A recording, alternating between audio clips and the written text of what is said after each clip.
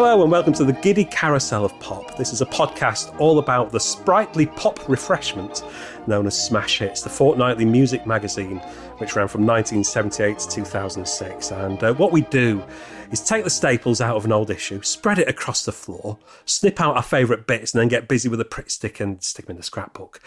Figuratively speaking, that is. We wouldn't actually do that. We just talk about it, really. As for who we are, well, I'm Simon Galloway, and with me as ever is the delightful Gavin Hogg. Hello there. Hello there. And our guest, waiting. So actually, we're your guest because we've invaded your house. No, So it's fine. we've subverted the form here. But so imagine that we're waiting at a fairground to have a ride on the carousel. So waiting with us, we have Rachael Galletly. Now, the carousel has landed at the end of the 80s, the 17th to the 30th of May, with Matt and Luke from Bros looking all mean and moody on the cover.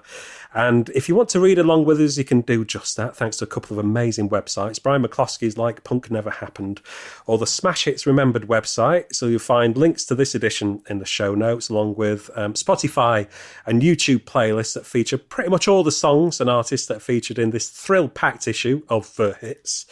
And we'll also post these links on our Twitter and Facebook feeds. Just search for the Giddy Carousel of Pop or Giddy Pop Pod. Now, before we clamber aboard the carousel, let's set the scene and find out what each of us was up to in May 1989. Gavin. Okay, May 1989, I was coming towards the end of my first year as a student in Middlesbrough, at Teesside Polytechnic as it was then. First year living away from home in a little rented house right near Ayresome Park, which was the old football ground for Middlesbrough. Living with three guys that I didn't know. There was a Brummie lad. In fact, there was two Brummies that I was living with. The one I remember the most was called Carl, with red hair, who once did something undescribable in a kitchen bin. I will not repeat that story. I think everybody's got a story like that. But anyway. And there was a very sweet young lad called Adrian from Sunderland, who was really into synth pop. He played keyboards. He had a little setup in his bedroom, and he was very much into Erasure and Depeche Mode. And also actually very much into Bros. He was quite camp, and he liked a lot of stuff that you would have thought kind of younger teenage girls would like, but he also liked, Depeche Mode at that time were going a bit more kind of getting away from the pop end and doing darker stuff.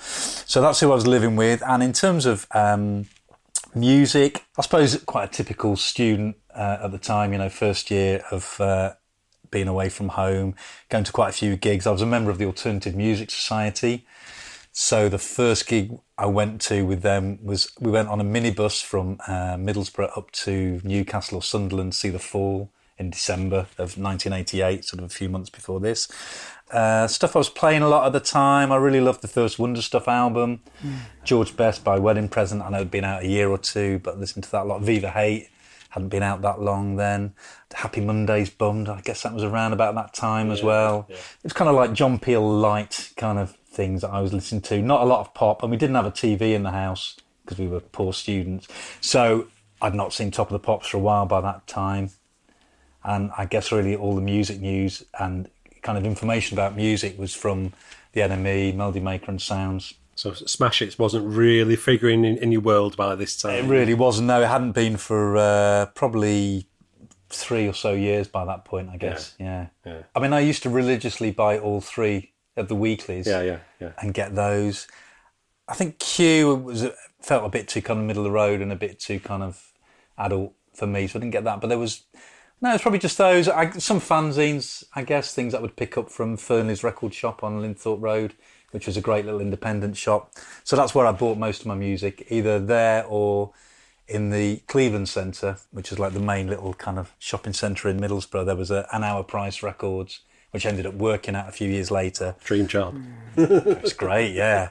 So I used to go between those, but Fernley's was right near the Poly, and it was a great little place to hang out, and they had cool import singles and all the indie stuff, so that was my main place.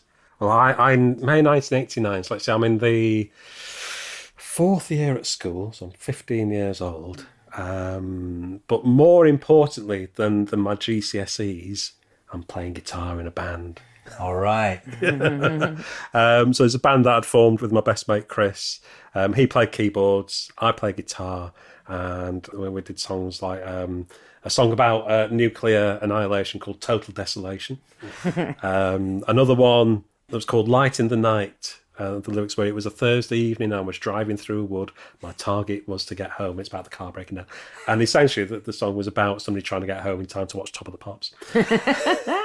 But by this time, we got a drummer, we got a bass player, and we were trying out various people for singers. And it was around about this time that I did a terrible thing, and I chucked Chris out of the band. Oh, he was my mate, and the other people had kind of got involved in the band and influenced me. And so it wasn't because he was rubbish. We were all rubbish. All right. But he was the only one who'd actually had keyboard lessons. He could play the theme from EastEnders on the piano at school, which everybody found very impressive. The rest of us were all just kind of clattering away, not really knowing what we were doing. But by that time, we got other people in the band. So it was like 5 people who didn't know what they were doing. What should we get rid of? And sadly, it was Chris. Let's get rid of the kid who knows how to do something. Let's get rid of the kid who knows how to do it. So, but he and I were, up until that point, really close friends. And it just went a bit weird after that. We chucked him out of the band that we'd formed.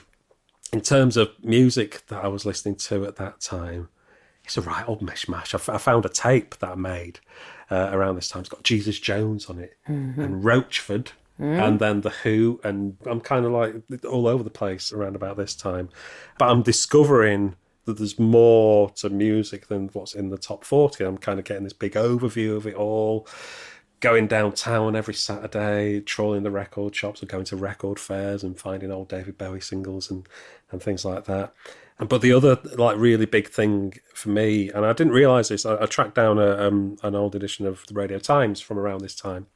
I was looking at the radio schedule, and I must have been listening to the radio pretty much non-stop, listening to John Peel in an evening during the week, while I was trying to do my homework, the Friday Rock Show with Tommy Vance, because being in the band, and it was all about the rock and all that kind of thing. And then there was a guy on a Saturday afternoon called Roger Scott, and he would play very, very grown-up music. But that was where I properly got into REM through hearing them on there. And then there'd be Annie Nightingale on a Sunday evening. Still listen to the top 40 as well. But yeah, I'm just kind of like all over the place, exploring lots and lots of different things. And watching a lot of telly as well. I went through the TV schedules, and there was Rapido that was around that time. Rapido! Yeah, with Antoine Decaune. But it was when all that youth TV was the big thing around about then, which I never quite got on with all that. It just seemed ridiculous to me even then, even though it was supposed to be aimed at me. So I never really got on with that. But any kind of like alternative comedy stuff I'd be watching. But the one thing that kind of dominated all our lives and dominates music as well, and just sort of like our culture at that time, is Neighbours. Inescapable. Yeah. And handily, the Radio Times has some of the descriptions of each day's episode. 1:30, Neighbours. Helen is thinking of renting a flat which has a sinister past. Panic ensues when Henry shows he can't carry that weight. I don't know what weight he's trying to carry. I don't know whether it's just the weight of his own head. I mean, you said he got a very wide neck. Unfeasibly wide neck. Yes. Yeah. And in Smash It, there's a little photo of him, and they call him something like Craig, very nice teeth McLaughlin. There's a lot going on up top there for Craig. So that's pretty much me around that time in 1989, just all about the music and Neighbours. Rachel, what about you? There's some crossover there, actually. So I was a couple of years younger than you. So I was 13 at the time, and Smash Hits absolutely was still the centre of my universe then, along with Top of the Pops and the Top 40 chart on a Sunday. Pretty much listened to the whole of that every Sunday. But also the music that was on Going Live, if they have any acts on there. But I used to be a big fan of the chart show as well, which always came after Going Live. So, and in some ways that was kind of a bit of my progression, because I was starting to find out new music. So of course the indie chart, and friends at school had older brothers and sisters. They were getting more into, I mean, obviously that year you'd got Hup released by the Wonder Stuff. That was something that I was moving towards, and the Stone Roses' first album came out there. But at this point in the year, I think the only live gig I'd been to at this point was with my mom to see Elkie Brooks. Oh. I think that was in February of that year as a 13-year-old. Was that your first proper gig? I think that was my first proper gig, yeah. First proper gig with friends came a couple of years later, and that was the Levellers at Leicester de Montfort. So at this point, I think I'd only seen Elkie Brooks with my mom. But yeah, Smash Hits absolutely was where I got, all of my information from, and friends at school read it, for every fortnight. Most of the time I would listen to the radio. My mum was a big Radio 1 fan, so like you, I can trace my day through the Radio 1 schedule. So Simon May on The Breakfast Show. If I went home for lunch, Gary Davis. Then Steve Wright in the afternoon with his Mr. Angry and all that business. And then, of course, John Peel on my headphones in bed at night, because I didn't want to have to share that with anyone. So, yeah, big Radio 1 person. And then I used to get money every month for doing chores around the house.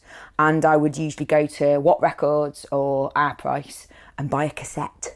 Oh. Yes. And again, looking at the music I was into at the time, it was a big crossover time for me, because although I had my mum and dad's musical influences, and they had boxes and boxes of vinyl in our house, and very different, I mean, they pretty much between them covered all the genres: pop, soul, rock, Motown, folk.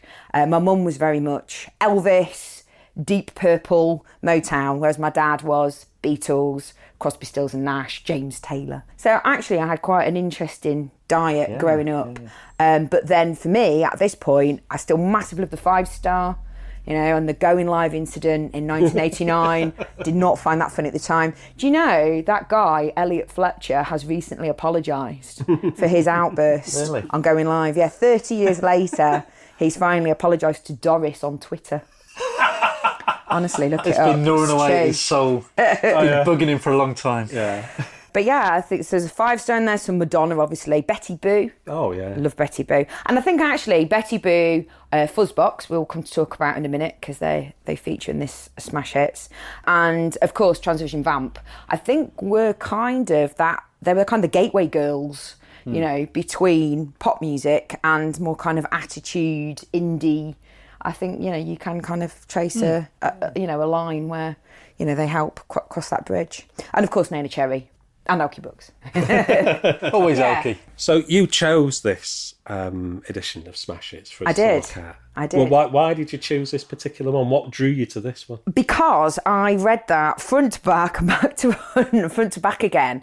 Because at this time, in May, I was actually in Skegness Butlins. Oh no, hang on, Minehead Butlins. And I was really poorly. So I remember the trip. We always went on holiday the week before Springbank because it was cheaper. My parents were quite poor. So we would go to Butlins when it was super cheap the week before everybody else went.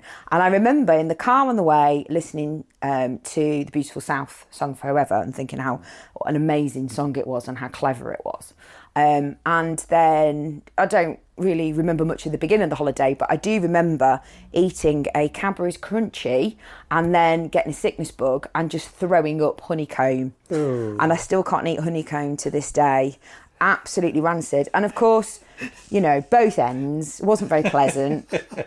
Mum, dad and sister, well, we're at Butlins. What do you expect us to do? We're going to go out and have a nice time. So you can just stay in bed all day. And this sickness bug lasted the rest of the holiday. Oh, no. And I had nothing else to do but read this copy of Smash Hits. So it's very special to me. Yeah, I hope it's not going to bring back any memories. Yeah, no, some deep feelings. No, it was good. It was a good issue as well, and bumper.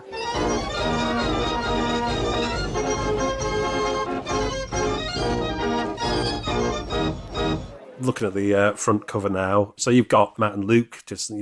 Well, I don't know which one is which. I don't really know. I'm gonna guess that that's the singer and he's the drummer. Yeah, that's Matt. That's Luke. Okay, right. Yeah. Thank you. So Matt's looking moody and a little bit cheeky. Luke just looks confused. Really, he just looks like, what are you doing? Yeah. Where are we? What are we doing? But the big news here is an exclusive interview with the boys. Craig leaves Bros.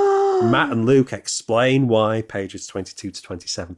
So we'll get to that. But also mentioned on the front here, the London boys, Edelweiss, Fuzzbox, Stefan Dennis, Pat Sharp, Merlin. Not the wizard. Yeah, not He was a the Wizard. rapper. And then the 16 hit song words, including Queen, Ferry Cross the Mersey, Hue Cry, Poison, Roxette, and Shaka Khan. So let's get stuck in. Of course, we get straight to the what I like to refer to as the beating heart of smash hits, and that's Bitz. And the first thing that really struck me about this, about coming back to it, because on our last edition of the podcast, we were looking at an issue from 1985. And what strikes me, jumping forwards 3.5 years, is just how busy it is in the design. Lots of arrows and text being circled, and there's a lot going on, lots of colours being used. Clearly aimed at kids and not 46-year-old men, because there's some writing on here that I can't know, some of the print's tiny. Yeah, not even with my glasses on here. But did you notice that the little decorations in between the columns and things like that? It's the Giddy Carousel of Pop. It is, yes. That's And there's a little horse with the yeah. carousel, it is. and everything else, all those bits in between. Yeah. That it's all about the fairground. In fact, it does say at some point, you can see that it says fair on the thing, and I just thought that was really nice, and I'd never actually noticed that before. So that was good. So we've got in Bitz the roundup of news and happenings, a little profile on Roxette. See, I couldn't like Roxette because my mum was a big fan. Yeah. But she used to get the lyrics wrong. Right. For a long time, instead of you got to get dressed for success, my mum would go around the house singing, you got to get dressed for some sex. Mum, you usually get undressed for that. So. Very hard to do it that way round. Yeah. Yeah. So that was out of bounds. You couldn't like something your mum liked. Kylie Minogue's drawn a little flower. Again, can't read it. The text is way too small. You've got it on the screen there, Gavin. Can you zoom into what Kylie Minogue's saying there? So she says, you want me to draw it? Oh, scribble, scribble. That's not meant to be a smiley face, as in an acid house smiley face, by the way. It's a smiling flower. And God comments, thunderbolts ahoy. It doesn't make any sense to me. I think they've made that up. I don't think Kylie said any of those things or drew that smiley face. No. Sorry, I don't. What are you I suggesting? don't believe smash hits. They got members of U2 to draw ducks. That's true, they did, yeah. I can believe they would have done that. I think they did get Kylie to draw that. So on these pages of Bitz, anything that leaps out, anything you want to give a mention to here? Well, I mean, on the next page, it's just the fantastically brilliant article about a Queen fan convention, which it's a whole page given over to Queen, whose new single, I Want It All, was just out. And it's about a fan convention which was taking place in Pontins in Rye, in the southeast of England. And so basically the fans get together to watch videos, do a quiz, there's some auctions, some tribute bands, and there's just loads of great stuff in here. There's a great bit where the woman of the fan club, Jackie Gunn, she's talking about the favourite Freddie imitator, because they've got some different imitators, and Smash asks, where are the Sir Frederick imitators, Jackie? And then she's quoted as saying, well, our favourite Freddie isn't actually here this weekend, she explains. He's a miner from Yorkshire called Neil, and his wife's just about to have a baby, so he couldn't make it. He looks so like Freddie that he actually makes money out of it by opening bingo halls and fetes and things. So I love that. I love that idea of like Neil from Yorkshire, the miner who couldn't make it because he's opening a bingo hall somewhere. And there's also a hilarious bit. There's a little photo of a Dutch tribute band. This really made me laugh. It says some of the most really exciting activities though occur at night, starting with the Dutch mime group who took Pontins by storm the night before with their imitation of Queen. Now there's a surprise, and have agreed to repeat the performance for the benefit of the press, in inverted commas. They deliver a vigorous rendition of It's a Kind of Magic, which is all dreadfully good apart from the fact that they look nothing like Queen whatsoever. The Freddie doesn't have a real moustache, it's painted on. The Brian is actually blonde but has a curly black wig on. The Roger is actually blonde like the real one, but the John is unmentionable. And then as quote marks it says, we have perform on a video for Freddie, yodels the Brian, whose real name is Eric. And we have send it to Freddie, adds the Roger, who's actually called Jos. And he say, it is fantastic, yes.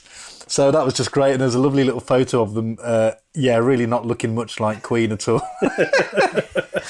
It just really it really tickled me because it just kind of comes across as being so kind of amateurish and, but obviously done with a lot of love and passion for the band.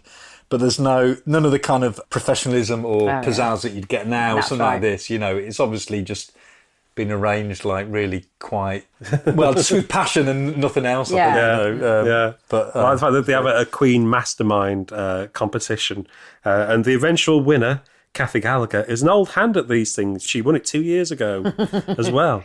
I spend all my money on Queen stuff, she pipes. Aww. I'm unemployed, so sometimes I starve for them, but it's worth it. I've met them several times outside recording studios and the like, and I've got an umbrella that Brian gave me and a Christmas card from his mom. It's those sorts of things that make it all worthwhile.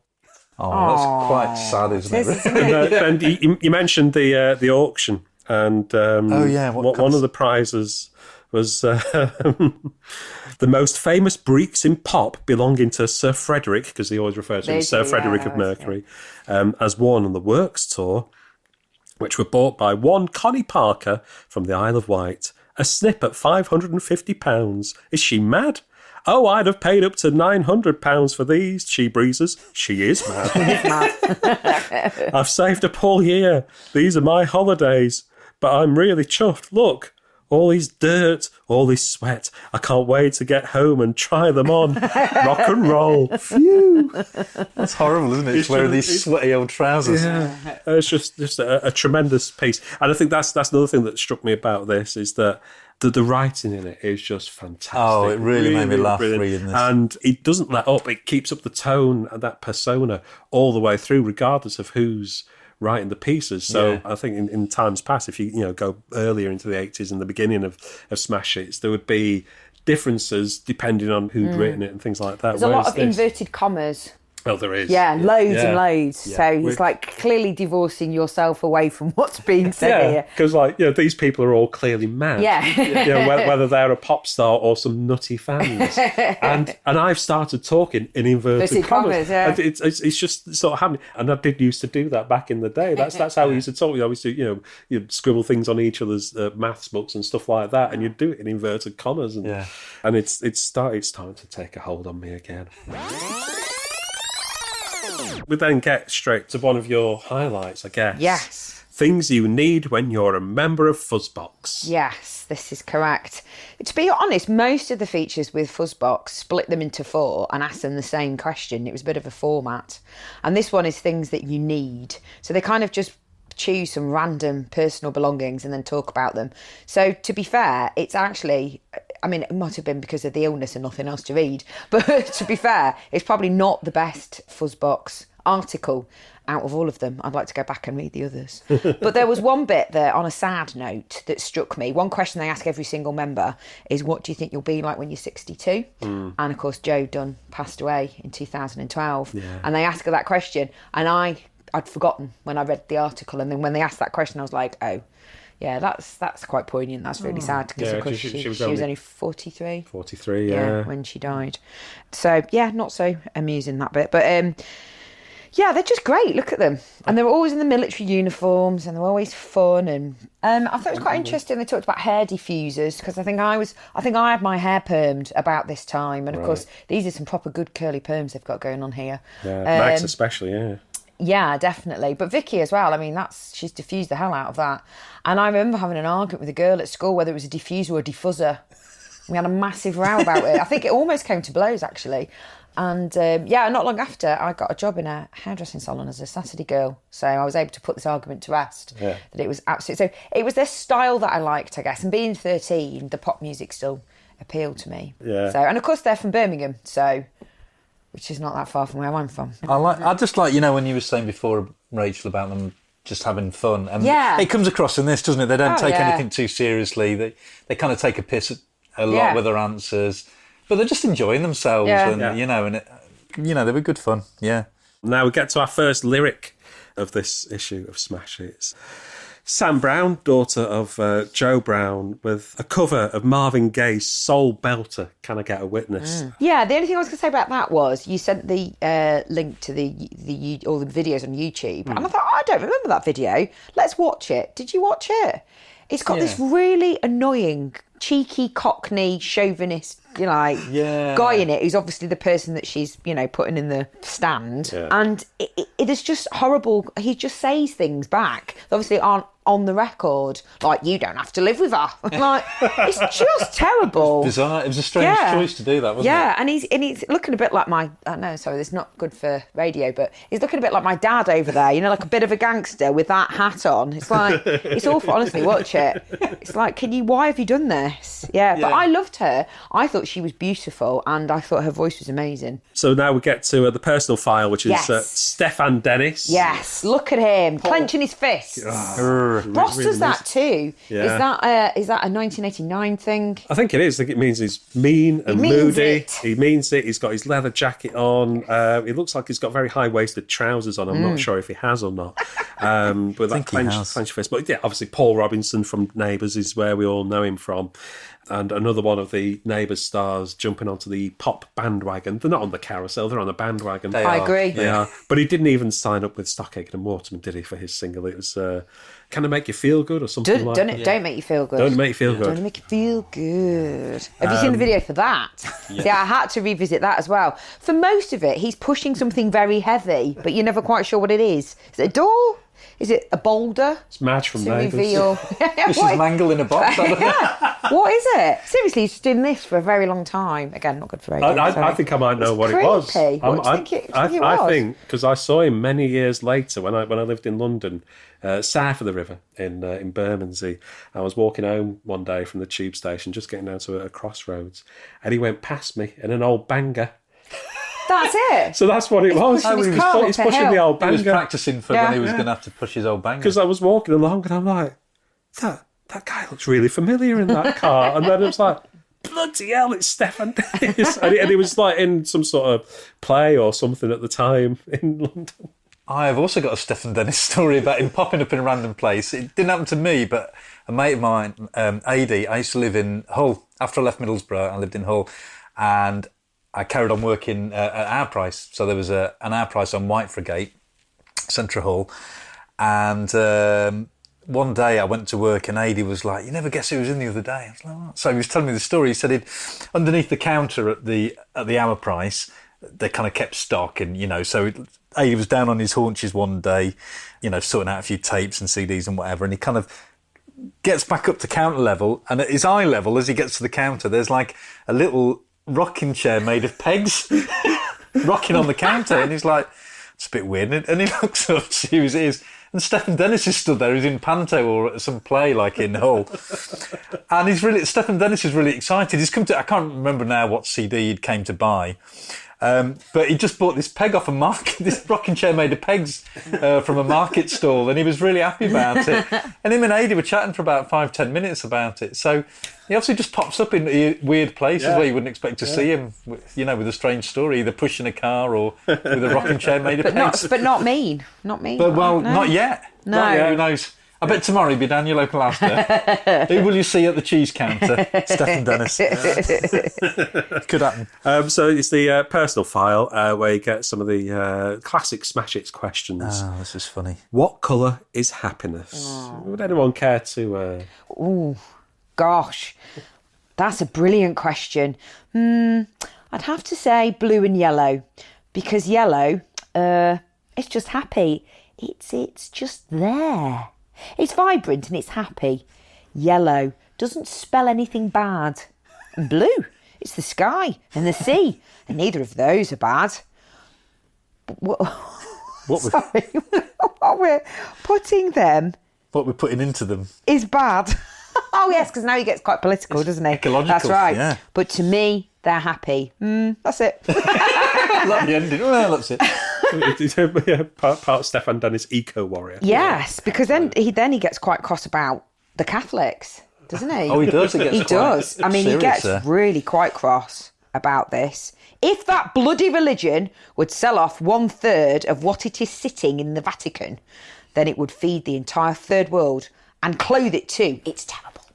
I like where he talks about his hobby as well. They say, do you have a hobby? And I suppose the only genuine hobby I have is badge collecting. I've got about 100 or so, and every single badge I've got has got a story, a place or a person behind it. I eventually got a leather jacket so I could cover it with badges.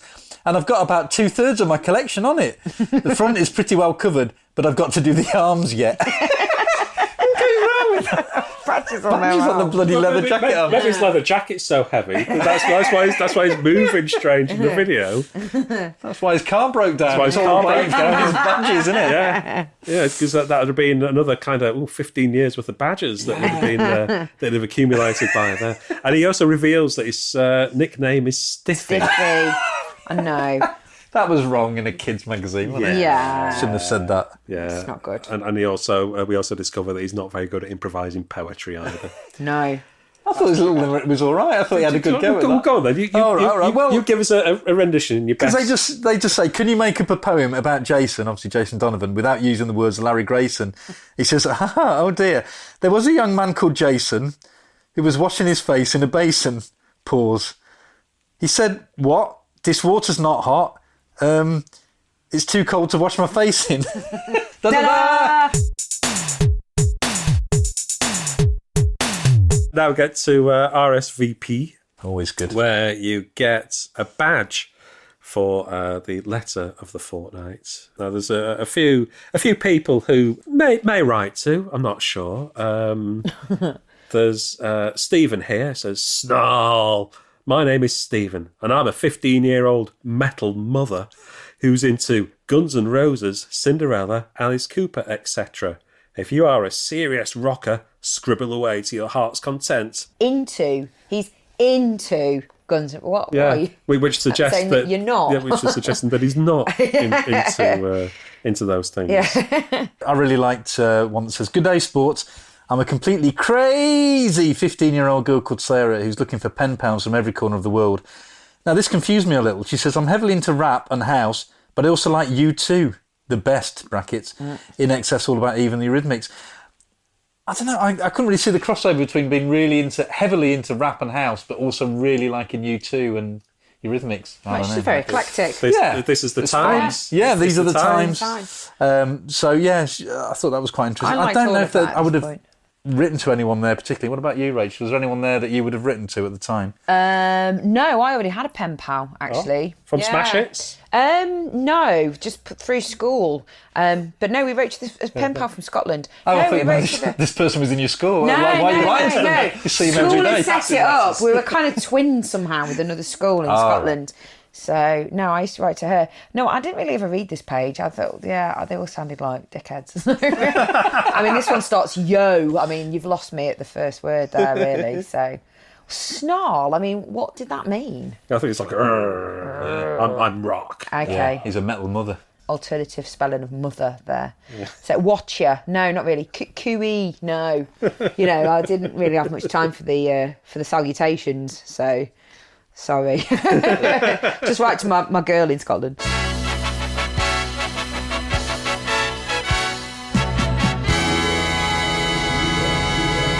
And we get to our front cover story. Yeah, the Bros interview. You can take it from us that Craig will never be in Bros again. I mean, having read this very recently, you can see that all that nonsense that we had to put up with in the When the Screaming Stops documentary quite recently. I mean, it was all there anyway, I was going to say exactly the same thing. Really? Yeah. Sorry. No, absolutely. I was reading it going, this could be from that very recent documentary. They had no grip on reality in any way. Clearly never have done. I stopped writing quotes down and tried to narrow it down to my top 3 because it was like, this is ridiculous. It's just that there's no maturity there, is there? But you'd think there might be. No, and there isn't. But they haven't grown they haven't changed in any way. No, completely arrested development. Yeah. That they stopped at kind of like 12 years old or something like that. It is, just absolutely priceless, this piece. And quite long as well for Smash Hits. You get, a good helping of photos and quite a lot of text as well. Would you like to take us through your... well, first of all, can I just say, let's give the listeners a little bit of context here. it is midday, 1 o'clock in the afternoon when the reporter arrives, and it's at Matt's place, which is somewhere in London. He doesn't really want to live there anymore. His swank pad. His swank pad, which apparently is very tasteful. It's very light blue and very minimally furnished, apart from a sofa, I'm told. And his high-tech kitchen. Yes. So that's quite nice. But he's only just got up, and then it's another 2 hours before Luke appears. So we're talking, because he sits down to watch Pepper Mill at 1, doesn't he? So it's maybe even getting for 3 o'clock when Luke arrives. And the journalist, I can't remember who wrote this. Alex Caddis. It is, of course, yeah. Alex, of course it is. He makes the comment that although Luke complains about being very hungover, he makes the comment that he has obviously not had any sleep. So we're thinking, are we talking class A's here? I think we might be, rather than just your normal hangover. And it kind of makes reference to his skin being still so beautiful and pure. So, to be fair, here they probably are hungover and drug-addled. Whereas when the screaming stops, I'm assuming they're not. No, that's them in their they're natural just state. Still idiots. Yeah. Whatever chemical imbalance might be going on, they're just that's idiots. That's the only thing I would say in favour of this interview, that neither of them really know what they're talking about, because I think they've been on the raz. But interestingly, not together. No, but yeah. So this interesting, obviously, because Craig's just left the band and got kicked out, whichever way you want to read it. And they've also been briefed as to what to say and what not to say. And it's so funny because at times they forget. They just, and sometimes what they really think comes out, and then they kind of stop themselves. So it's full of contradictions. Yeah, well, the official statement is printed here in full. Yeah. In the article, which mentions lawyers and things like that. Which is very interesting, because then at the end of the interview, Smash Hits, I'm sure I'm stealing somebody else's point here, but Smash Hits says that they'd agreed to do this interview for the benefit of Smash Hits readers, and any part of this interview that appears in any other publication is a serious breach of copyright and will be dealt with by our fierce lawyers. Not just our lawyers. Yeah. Look at that pre-modification. Fierce lawyers. Love it. I mean, they're really putting the slap down here, aren't they, Smash Hits? Yeah, they're saying back off, News of the World and the Sun. This is ours. But yeah, I mean, one of my favourite lines is, Craig really was going to be something like a bank clerk. I mean, that's all he wanted. Yeah. So he just needs to be grateful for the ride, doesn't he? And Luke, I can't work out whether it's just him being an idiot or whether this is kind of mock. It's kind of putting himself down in it. I don't know if to believe him. He says, he, meaning Craig, certainly had more fans than I ever did. Shut up. Nobody's favourite was Craig. No. What's he talking about? Is this kind of mock modesty? I think it is. And then when pushed by the interviewer whether or not they did really lock him in that shed or in that sauna, Matt says, when you're 15-year-olds, you do lock people in sheds. You definitely do. Yeah. I mean, that's then he says, yes, we did lock him in the sauna. So, yeah. Shed and a sauna. Or was the sauna in the shed? Couldn't really work out if that was 2 different episodes. To someone out of Bros, a shed and a sauna may be the same thing. We don't know what their understanding is. But no, go on. It was littered with... My favourite bit was where they're talking about Craig leaving the band, and it says Luke. I mean, God, he was our friend. And then it says Luke suddenly goes decidedly sniffy. This really made me laugh. It says, I mean, I can't believe it. I still haven't faced up to the fact that he isn't going to be in the band anymore. He's not our friend. He's not going to come round anymore and have a lager and a chat. He's not going to have a wrestle on the floor and have a muck around like he used to. It's really weird. What adults have you go round your mate's house and you have a lager and a chat and a wrestle on the floor? I mean, am I doing something wrong as a man? Should I be doing more of this? I've never done this yet. But it's what I don't know if either of you ever seen Staff Lets Flats. But when I was reading this, I just thought, they've invented the character of Staff 30 years before, because the way he talks and the way he thinks about the world in this really strange, off-kilter, childish way it's the way that the Bros Boys are in 1989. It's hilarious. If you didn't know it was serious, you'd think it's an absolute piss take. Yeah. And that's why with the documentary that was on, a lot of people saying, oh, maybe it's just a bit of a piss take. No, clearly it wasn't, because they, like you said before, they were doing this 30 years ago. Yeah. And they've got zero self-awareness, zero common sense.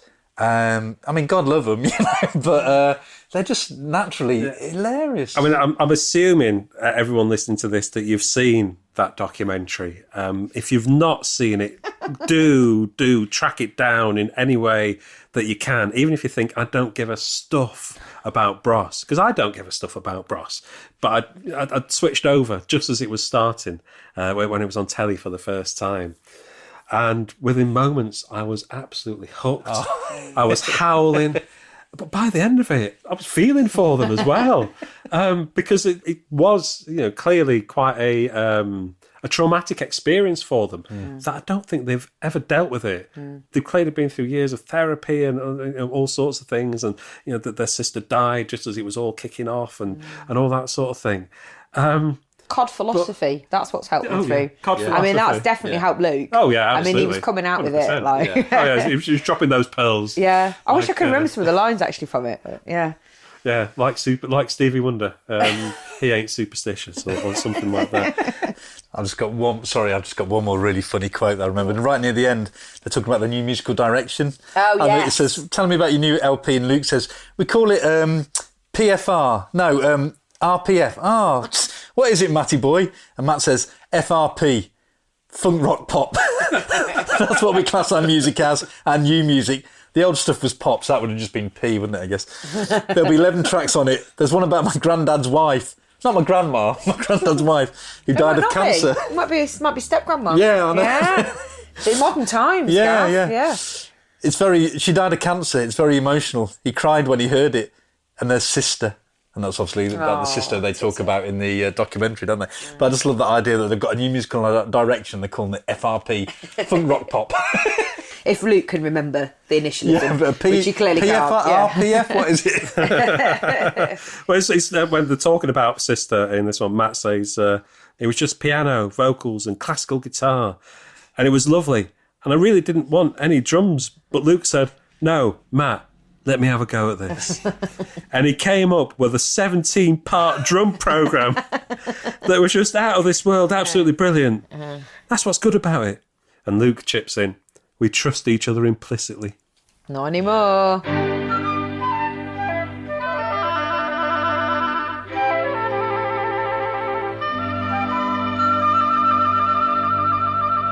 Bit of Bobby Brown, then we get to the centre plots. There's Nena Cherry. Yes, she's lovely. Half of Debbie Gibson's head. What a dweeb. What a boring dweeb. She was so boring. Well, it was all about, because this is like, I guess the year before, a couple of years before, you were either Debbie Gibson or Tiffany, weren't you? Oh, God, neither. Because they were similar age. Yeah. Around the similar time. And me and my friend Chris, who I was talking about earlier, we started with Debbie Gibson because she wrote her own songs. Wow. She wrote her own songs. There was a lot to be said for that, wasn't there? Yeah, there was. Especially, for 14, 15-year-old boys. We're like, she's doing what we want to do. And she bought her own equipment and she's done the... Yeah, she's not good, is she? You see on the top of the pops, her waistcoat, remember lots of people wearing waistcoats at the time, a very late 80s thing to do, matches her headband. Her hairband. Oh, it's just no. Dweebo, sign her off. That was the one. That was on my wall. Full glorious centre spread of Jason Donovan. Polka dot shirt. Big beaming smile there. He's beautiful, isn't he? Beautiful. And very dark, sort of looming out of the darkness there. But it makes his skin more radiant. Yeah. But so you were a big Jason fan then? I was going off him by this point, but look at him, he's beautiful. I mean, I think it was just the aesthetic appeal by this point. No, I was definitely moving on in my musical taste. Kylie and Jason were very old hat. Yeah. In fact, I'd kind of turned my back on Madonna as well. Yeah, it's all very 1988. What was it? Are You Too? I was listening to my dad's collection, and as I say, things like Soul to Soul were starting to catch my attention. I knew that I was definitely heading in a different direction. And actually, although looking back it was a pretty cheesy, rubbish song, you'd got some stuff there that sort of led me onto the Waterboys and the Levellers. I'm trying to think which song it is in there that's a bit tacky. Yes, it was the Danny Wilson one. Yeah, that's Second it. Summer of Love. That's right, because me and my sister sang that a lot. around about this time Yeah. on that holiday as well, because it's so bloody catchy. Yeah. And I think, although looking back, that's cheesy as hell. I think that was a step to the Waterboys and the Levelers. That sort of folky, poppy thank kind you. of... Yeah, I didn't write it down. But that's covered in the single reviews that we'll get to in a bit, but we'll talk about it now. That's fine. No, that's I fine. think that there was always something about that song that I never quite liked. In theory, I should have liked it. Acoustic guitars, it sounded real. They were keeping it real and all that sort of thing. But listening back to it now, and I thought, maybe I'll like it. Maybe I'll warm to it now. And I'm not doing. And I think it's so pleased with itself. That song. It's very smug. Very, very smug. Yeah. Acid on the radio, acid on the brain, acid everywhere you go, acid in the rain. Yeah. And they were clearly very, very pleased with themselves. Too pleased with themselves with that line. And it's just, they're being far too clever. And I think that's what it is about it. I couldn't put my finger on it back when I was 15, but I can certainly put my finger on it now. Yeah. And say, I'll give it a rest. Yeah, it was very smug. Scoot on a few more pages too. The London Boys. The London Boys, the rubberiest people in pop. Now, what I like about this one, this is a piece by the brilliant Sylvia Patterson. But what I really like about this one, and I'm sorry, but I'm going to have to put a light onto this because I can't. I'm going to have to illuminate it so I can see it. So down the edge of the page. So again, just the layout and the design of this edition of Smash Hits is just an absolute joy. And they've got the London Boys in various acrobatic dance mid-pose, mid-moves, with little captions underneath them. Boing, yippee, roosh. And then my favourite one, bottom left-hand side, if you're reading this edition of the mag, it hasn't got the page number printed on this page, so I do apologise. But if you scoot to the bit with the London Boys, look at the bottom left-hand side, and it's got, let's see, it'll be Edem launching Dennis into mid-air, into some sort of backflip, as Dennis is going, and then he disappears off the page. So all you see is his legs sticking up in the air with a little caption, thud. And I thought that just absolutely tickled me, that one. But yeah, it's kind of the photo shoot is kind of described in the opening paragraph for this. 1, 2, 3, 4, whee, crunch, flaming Nora. There's a London boy walking on the ceiling of a photographic studio. Well, not exactly, but that's what it looks like because he's been turfed up in the air by his chum and done an enormous somersault with legs akimbo. Oh no, it's twisted. Uh-oh, ambulance ahoy. Nah, it's all right. It was a somersault that was twisted. Good grief. There's no stopping these London boys with their enormous muscles and funny clothes as they leap into the air and do mid-air splits and spiral all over the floor, doing backflips from hell, etc. They don't even mind crashing into walls all over the place and causing the photographer palpitations as he watches the near destruction of his very nice studio. I just thought, what an amazing introduction. So brilliantly descriptive and just absolutely puts you there as they're doing all these crazy moves that you see kind of, laid out around the edge of the piece. It's the interviews later that I enjoyed the most, I have to say, because they're both obviously fancy girls. I mean, they go to great pains to point tell that us out. that. Yeah. But I think it's Edem. Edem, should we pronounce it Edem? Yeah, we'll go with that. Edem. He fancies Kim Basinger. I haven't got a girlfriend, but I must say I do like Kim Basinger. Basinger. I never knew how to pronounce it. I just like her personality, the way she acts. She looks good and she's not afraid to act silly, which I find good. Do I like big lips? Ooh, brackets, looks completely mortified. I've never thought about her lips. What a thing to say. The poor guy's horrified. I mean, what kind of lips, is he being asked to refer to here? I mean, she's quite well known for her pouty lips, surely. Yeah. It's a relatively decent thing to... Yeah, so it's one of her selling features. Yeah, okay. But the poor guy, I mean, that's where the interview ends. Because he needs some time to recover from that question. Well, Dennis, he fancies Paula Abdul. Of course he does. Yeah, I haven't got time for a girlfriend at the moment. It's true. But someone I think is really good, really jolly and nice, is Paula Abdul. She looks like a nice girl. she'll read that and smash it. Oh, God, I've really put my foot in that one. Oh, God. Oh, no, slap what have I done? Made my big mouth. Yeah, I couldn't really remember much about their music, and I was actually thinking about London Beat. No. You know, I've been thinking about you, Chihuahua. That one. Let's see Stock Aitken and Waterman. I absolutely hated it. Yeah. So this was the point where I was like, Sonia, blah, Rick Astley, blah, London Boys, blah. I just hated all of it. I just thought it was all nasty. Fake. Yeah, it was fake. Don't even play their instruments. Yeah. Now, when I was doing a bit of research, just looking into, just trying to clarify in my own mind the difference between the London Boys and London Beat, who I've got to say Chihuahua again. That's how I remember who London Beat are, because of Chihuahua.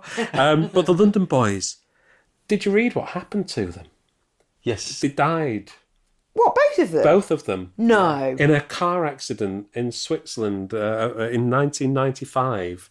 They were driving across the Alps or something, and they were hit head on by a drunk driver. No. The two London boys died. One of their wives died, leaving each of their children survived. And it was just, this is That's horrible. awful. It's No, I absolutely didn't tragic, know isn't that. it? Yeah, absolutely tragic. And it was just, so I did. Why couldn't it have been Milli Vanilli? I mean, they deserved Let's it. not wish a car crash on anyone. I'm just saying, if you could swap, If you could know. swap. I mean, at least these guys could dance. Yeah. Yeah, they So, have that. No, that's awful. I didn't know that. I didn't know. I didn't I know wonder that how many either. people in here are still alive. Yeah.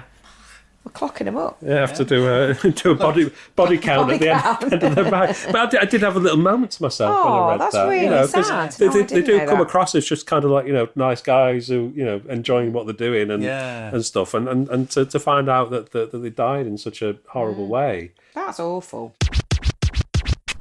Do we call that fright mullet? What do we call that that's going on? I think it's king mullet. There? King mullet. I had a mullet. What's a mullet? It's a female version of a mullet. Okay.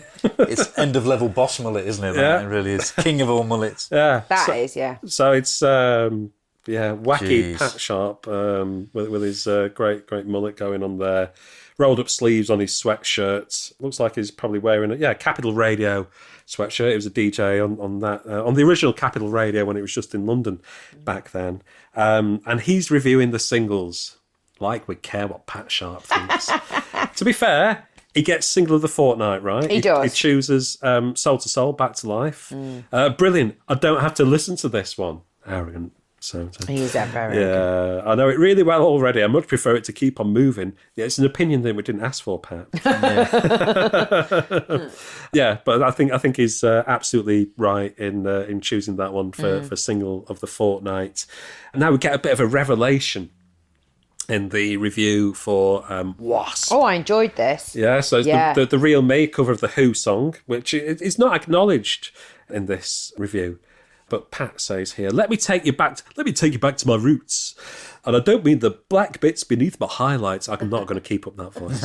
I've got long hair because I used to really like this heavy metal stuff. But nowadays, I must admit, I'm not into it at all. Cut your hair then.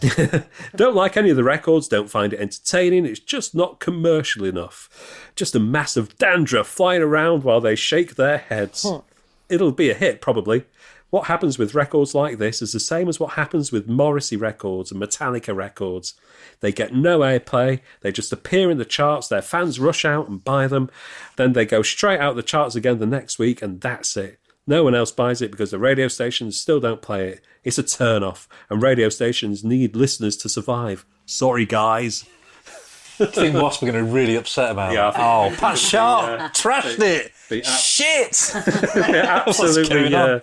Absolutely devastated by that Pat Sharp insight there. Yeah, it mentions Danny Wilson's Second Summer of Love. We've discussed that. We don't need to know Pat Sharp's. But Pat Sharp says they're interesting lyrics. You know, when we were saying He thought they were they're clever. a bit clever and a bit Yeah. too pleased with himself. Pat Sharp likes them. They're obviously well into the lead-free petrol and ozone layer and things like that. There's a lot of mention of that in here, isn't there? Ozone layers. There's the cultural oxygen, isn't it? It's kicking about, and lots of people refer to it. Yeah, very much so. And from the sound of it, they're pretty anti-drugs too. Now, I've got a bone to pick with him on the next one, Eddy Grant, Walking on Sunshine. Now, the version that's on the Spotify playlist is the original Eddy Grant version. The version that's on the YouTube playlist is the remix, which is the one that's being reviewed here. Mm-hmm. Not as good as the original by Rocker's Revenge, which I remember playing way back when I was on Radio 1. No, Eddy Grant was the original, you prick. For someone who supposedly, knows about music, the inverted commas going on there, he knows absolutely faff all. Yeah. Eddy Grant did the original of Walking on Sunshine. Rocker's Revenge was the cover. And when I read that, it was... yeah. Did it make you piss boil? Basic knowledge, yeah. Boiling piss about Pat Sharp's good tune as well. Review of Eddy Grant. But it's a great tune. But the remix is absolutely awful. It was around about that time that you were getting remixes of like Reach Out, I'll Be There by the Four Tops and Lovely Day by Bill Withers. Oh, yeah. So you're getting all the clattery drums and needless samples over the top of it and stuff like that. But the original Eddy Grant version of Walking on Sunshine, a lot of his solo stuff actually from the 70s and 80s, absolutely cracking stuff. I have no issue with that whatsoever. Paula Abdul, do you think she's singing in tune on that one? I mean, her voice, straight up, decent pop song. She kind of got away with that one. And opposites attract. Yeah. It's a great pop song. That's the dancing cat in the video, isn't it? Yeah, great video. But this one, she sounds like she's being strangled by her own voice. And they've double tracked it, like, and then it's so out of tune, and there's no amount of double tracking, reverb, and extra synth horns and drum machines that will ever disguise that. It is an absolutely atrocious song, but Pat thinks it'll be a hit. Pat's an idiot. So let's move on from the singles reviews. We'll leave Pat Sharp to his opinions there. He can boil in his own piss. It's the concert review with some sort of Stock Aitken and Waterman Hitman Roadshow. Wish I was there. That's in Liverpool, Quadrant Park, in a disco there. And this is just fantastic stuff. A real kind of snapshot of pop music at the time. The Reynolds Girls, I'd rather Jack than Fleetwood Mac. Now that really got my goat, that did, because I was, as a guitar playing 15-year-old who's serious about his music. Well, what's wrong with Fleetwood Mac? Actually, Fleetwood Mac are quite good. I love Fleetwood Mac. I was quite serious back then. I was. Got quite on my high horse about that one. Yeah, I did. And my dad. We agreed on this. Divided the nation. Who'd rather Jack and who'd rather Fleetwood Mac? I didn't want a Jack or Fleetwood Mac, to be honest. Fleetwood Mac. My dad was a huge fan. No, I was just, no. So you got, on this showcase here, you got Sonia with the... Sonia? Huge hair. it's very Carol Decker. She looks about 13 though, doesn't she? Yeah. In chackies. Diffused hair. Diffused hair on Sonia. Yeah, the delightful London boys. Big fun. Giving it some, apparently. The irony. And then a little shot of Pete Waterman. A band called Girls Talking, except they're not. They're singing. There's a little caption on that one. And then some comments from the fans. But before we get to those... talking about they're all on a coach together, touring around the country. The tour is now on its 6th night. Each day they hop on a coach. This morning they're in Stoke-on-Trent and drive to another town, mainly places like Bolton or Hull, where famous pop folk don't usually bother to show their faces. On the way, the Reynolds Girls explain they all either listen to music. Ashlyn's favourite tape is one she made of the best bits from Now That's What I Call Music 13. Watch films. So far they've seen Dodgy War, Epic, The Wild Geese, which they liked, and RoboCop, which was really rubbish. Or order Big Fun, a trio of not too ugly boys, to make them tea. We never make the tea, says Linda proudly. We've got them well trained. Jason doesn't travel on the coach because he's only joining them on some dates of the tour in between promoting his LP. Now, Pete Waterman gives Jason Donovan a bit of a treat on his way to Liverpool. So there's a little bit here where the backstage, or upstairs in a large room where all the bands are hanging out. Only £2.50 to get into the show. What a bargain. It is amazing. Yeah. So in this upstairs room, Pete Waterman is telling some friends about how he took Jason to see Rick Astley's father's garden centre. Treats. Which I guess must be somewhere around Newton-le-Willows, where Rick's from. And how when some girls saw Jason in the car, they fell off their bikes. Jason is only just beginning to realise how famous he is. Again, fake modesty, isn't it? Yeah, I think so. He must have known, modesty. surely. So there's lots of screaming going on in this show, lots of people passing out. And then you get to the public consensus here. So some little photos of some of the fans who are at the show. Gav, do you want to talk us through that first one? Yeah, well, it's just really funny. There's they've got like groups of 3, 4, or like in some cases about 6 kids all together, and just asked them from some comments. So there's Nadine, Louise, Donna, Yvonne, Joanne and Beverly, all sort of 14 and 15, and they're saying things like, he's too gorgeous for words, and the best bit was when he blew a kiss and waved and stuff like that. He's brilliant, I only came for him. But my favourite bit is at the bottom there's 3 lads. There's Lee, 14, Colin, 15 and George, 14. Lee says, it was sound like I was getting crushed, but I didn't mind. All the girls are in love with him, aren't they? I'm into the Reynolds Girls. Ha ha ha. Question marks in brackets. Colin says, I went just for the buzz. I like when Jason was on because everyone was singing, but I prefer Simon and Garfunkel. Go on, lads. So, yeah. Maybe it's like you, who was in a serious band. Yeah, well, like serious apparently musicians. Simon and Garfunkel were the big thing with all the bands in Liverpool in the late 80s. Oh, really? Yeah. Yeah, they like that kind of stuff, don't they? Like 60s stuff and like love and Yeah, well, your Cosmic Scouts. Yeah. And then George is the funniest 14. And I mean, I imagine this poor kid's, the rest of his school life was probably tainted by this comment now that comes up. He says, I wanted to see what he sounded like live. I fainted and I was carried over the top and this blanket was thrown around me. I've never fainted before. It's a bit embarrassing. Oh, poor George. But like, you just imagine like the next few years, oh, you're the dickhead that fainted at Jason Donovan and told Smash Hits about it, you know. There's a couple of lads above that as well. Damien, 15. It was Boss. Yeah. I like that woman the most, the fit one. Sonia. Jason is all right. And Tommy, who's 14. It was brilliant. Jason was gorgeous. Ha ha ha. Them 3 girls, i.e. girls talking, were good too. Aww. So yeah, that's. It's nice that they interviewed roughly the same number of boys and girls. Yeah, and I think that's what I think is brilliant about this piece is that it's not just about the pop stars that are on there. It's about the kids who've gone to see it, who presumably would have all been Smash Hits readers, or viewers, as they were quite often called in the hits back then. So I just love that they're part of this feature as well as the pop stars. Yeah, really, really nice thing. Yeah, it's good. So we move on now to the final bit of the review section, which is the album reviews.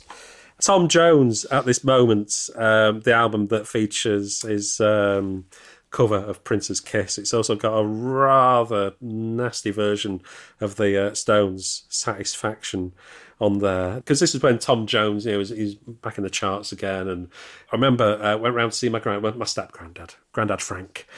Went round to visit him and he got the telly on. And Tom Jones was like, oh, Tom Jones, tell you what, that bloody Tom Jones, all he does is bloody shout. Grandad Frank was absolutely right. Tom Jones, all he does is bloody shout. And but the review here, the album gets a 4 out of 10. Dull with a whopping great D. And there's an album here, Dirty Dancing live in concert. Oh, awful. I don't remember this. My sister was well into all the Dirty Dancing stuff, watched the film endlessly. She had the soundtrack albums. But this is some sort of concert. So back in 1987, the film captured our hearts and souls, what with Patrick's swizzle pulsating pectorals and all that naughty dancing in the village pond. And now, in 1988, we have the live in concert LP from the Dirty Dancing tour to try and capture our hearts all over again. Except it does no such thing.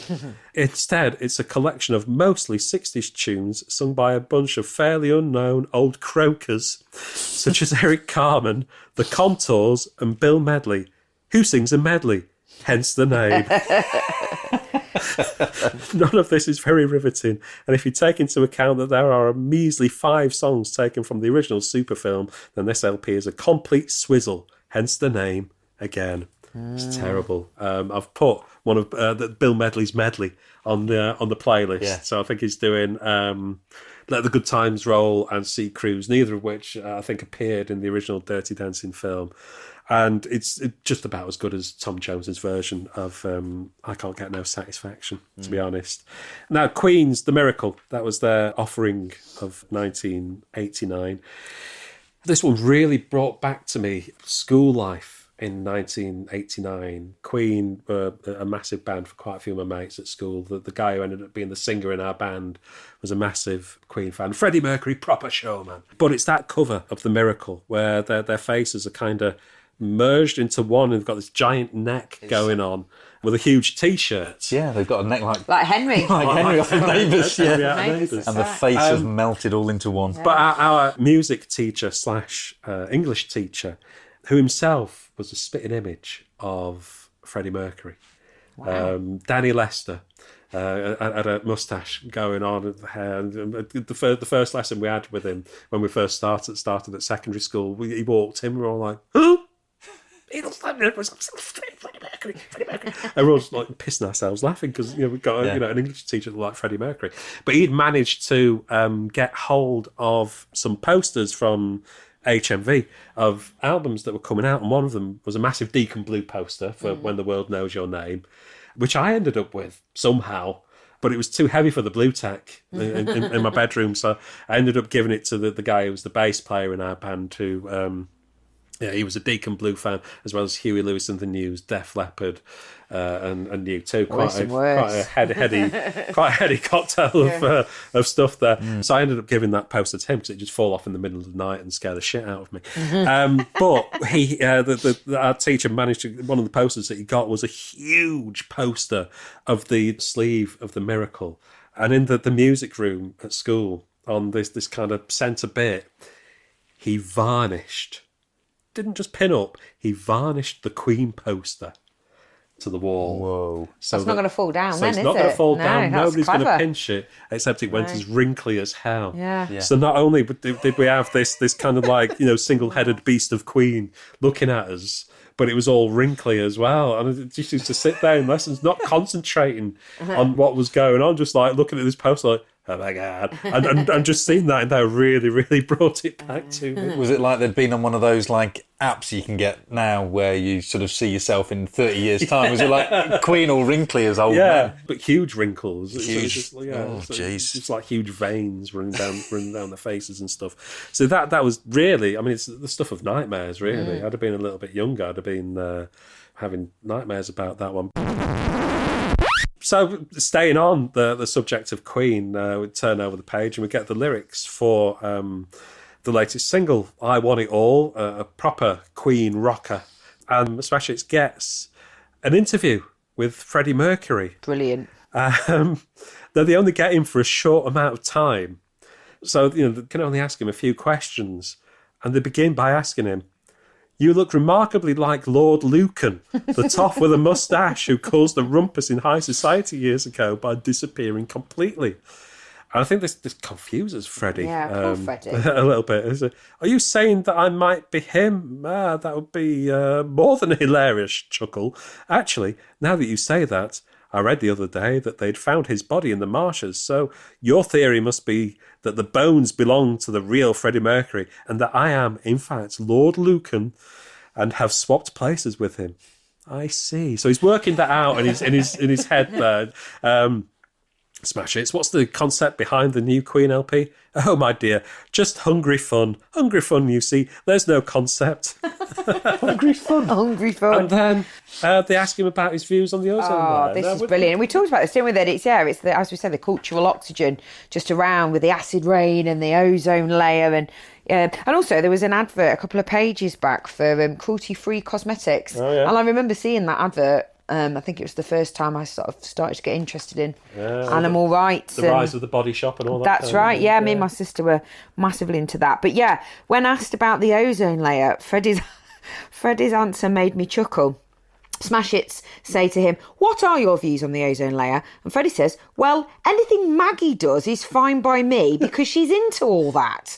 Does he mean Thatcher? I'm sure it means Thatcher, Well, yeah. I'm pretty sure Maggie... she wasn't into all that. No, I don't think she was. It's not Mags out of Fuzzbox, surely. I don't think so. And then this is the line that I liked. He said, "No, I think it's quite hard for us to change all our fridges and things,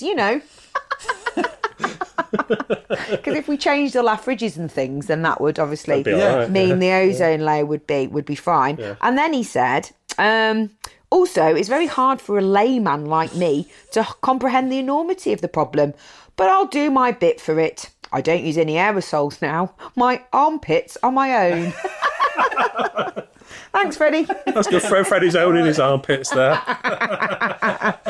What's that got to do with Thatcher? Is that because maybe he had a vision and he realised that she's closing the coal mines because she's actually, into the environment, and she realises that, Yeah. Is that some tenuous? I don't understand. I don't understand what he's talking about now. So we get to the closing pages, really, down to the last few lyrics. God. Hue and Cry, violently. Song violently. Honestly, to God, it makes my blood boil. Listening to that, it reminds me, when you go to the opticians and you have that pre-eye test thing where they do that thing of blowing the puffer in your eye, and it's coming, and it's really unpleasant, and you have to sit there and just wait for it to happen. The chorus of this is like that. You sat there. Yeah. Who says violently? Violently. Yeah. Oh, and also, just the horrible. juxtaposition between he's singing about something violent, but then it's this gentle, lilting kind of, there's nothing violent about it. But it's the key change for the middle eight. Yeah, the key change for the middle eight is, I had to switch it off. The chorus was bad enough, but our key change in middle eight I just hate anyway, but this one does it spectacularly bad. Yeah. And then, of course, the dreaded saxophone. Yeah. Oh, the worst instrument of them all. Well, I mean, in the 80s, particularly the mid-80s bad onwards. sex scenes. That's what it sounds like. Yeah, it's always there. The saxophone, and it's just like, and I don't even know what it's supposed to represent. Maybe 60s soul or something like that. And Hue and Cry was certainly coming from that kind of soulful and jazzy background. But a little bit of the Celtic boys who mean it. Yeah. Yeah, I mean, flawless complexions, look at them. Yeah. Beautiful. And that pretty much brings us to the close, although we've got one more lyric lurking at the end. Poison, your mama don't dance. I guess these were riding on the coattails of Bon Jovi and Guns N' Roses.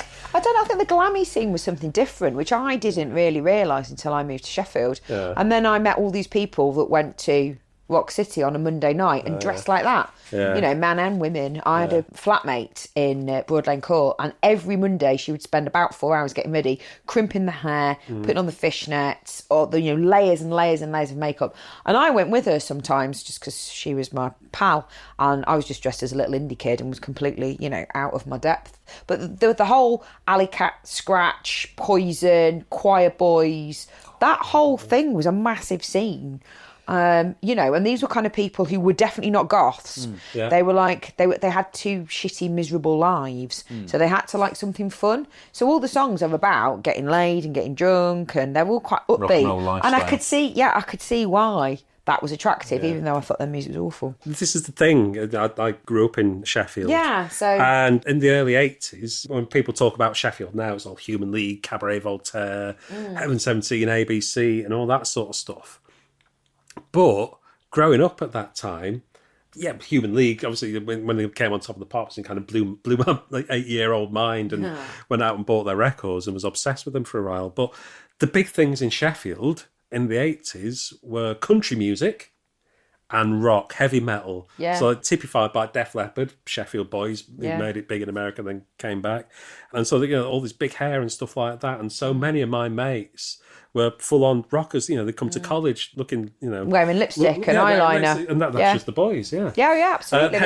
The bandanas and, the big hair and the cowboy boots and all that That's it, always. Sort of And ripped jeans. Tight black denim. Yes, always, But they call themselves the Glammies, the people that I knew that went to Rock City. And it was very particular, genre of rock music. I didn't realise it was so niche. But absolutely everywhere. Yeah, but this song makes my skin crawl. It's awful. I know. Well, looking at the picture of them, you're expecting something a lot heavier and more metally and glam.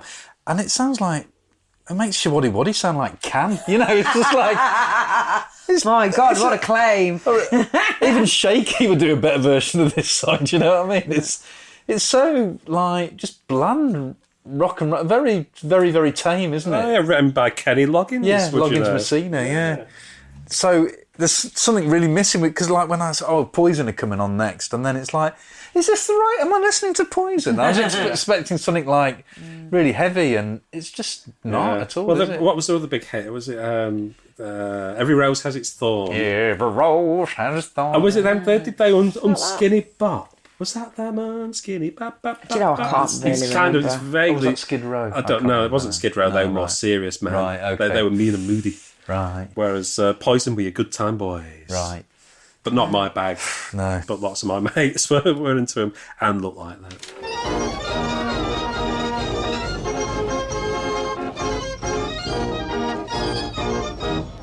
Well, that brings to an end. Perfect place to end it. This edition of Smash It. Like I said, I approached it with some trepidation, I have to be honest, because even though I was still getting Smash Hits at the time, it was probably more out of habit than anything. Mm-hmm. So I was reading Q magazine. I was being a serious music and record collector. I was getting Record Collector magazine, which, pretty much train spotting. That was. And I would read the Guinness Book of British Hit Singles for fun, memorising catalogue numbers. So some of this was a little... I remember them because I was watching Top of the Pops and stuff, but some of it was a little alien to me. I was a bit... am I going to find anything in this to talk about? But I just think the writing in it is just absolutely brilliant from beginning to end. I think they really found their voice and their identity as a magazine, and it just feels like a whole thing. Yeah. And they're just absolutely ripping the piss out of these people all the way through. Not in a horrible way. It's more kind of observational. Yeah. But just so brilliantly written. Yeah. All the way through. So thank you for choosing this you. one. I thoroughly enjoyed that. And bringing it back into my life. Yeah. Thank you. Yeah, thank you, Rachel. Thank you for suggesting that one and for inviting us into your lovely house. It's been good. Anytime. And, like Si was saying, I wasn't sure about it because I'd not been reading Smash Hits for a good few years before this. So, I mean, I can remember all the bands and the singers. But actually, I really, really enjoyed looking through it, and it really made me laugh so much, and particularly the Bros interview. Yeah. But the thing about the Queen fans as well, and the Jason Donovan live stuff, it was just great. So I had a real blast reading through it. So yeah, me too. I was obviously brought back lots of actually good memories. I didn't, the whole Butlins experience. You weren't too traumatised by the confinement of that holiday. No, not at all. It was good. Thank you very much. And thanks to you for listening. Come and say hello to us at Giddy Pop Pod on Twitter, Facebook and Instagram. Also, the website giddypoppod.home.blog, and you'll find those links to the edition of Smash Hits we've been looking at, along with those Spotify and YouTube playlist links for that extra layer of experience. And we hope you can join us next time on the Giddy Carousel of Pop.